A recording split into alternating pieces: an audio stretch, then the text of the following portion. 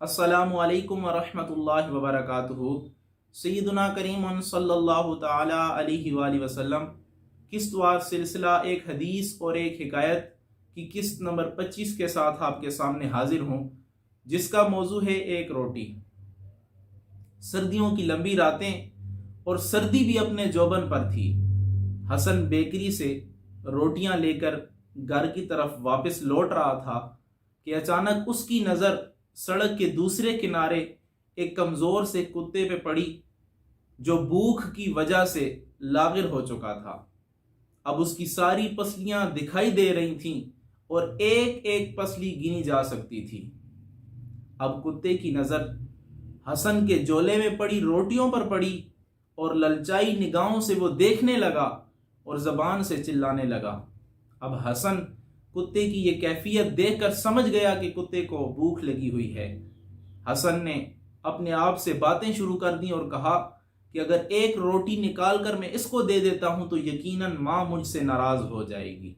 लेकिन फिर एक लम्हा ठहरने के बाद उसने एक रोटी निकाली, उसके टुकड़े किए ताकि कुत्ता बआसानी उसको खा सके, कुत्ते के आगे डाल दिया और ये कहते हुए वहां से चला गया कि आज अम्मी से कुछ बातें सुन लूंगा, कम से कम इस कुत्ते का पेट तो भर जाएगा।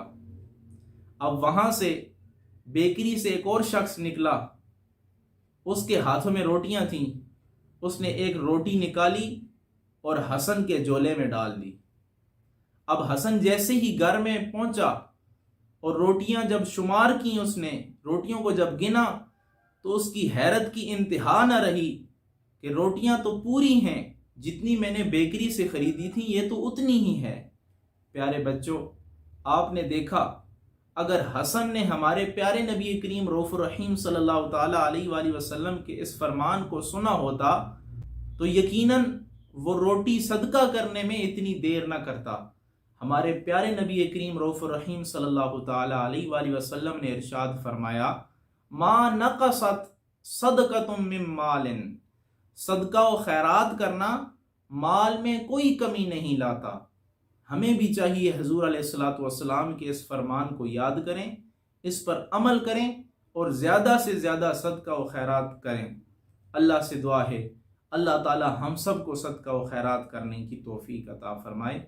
आमीन बिरहमतिका या अरहमर राहिमीन।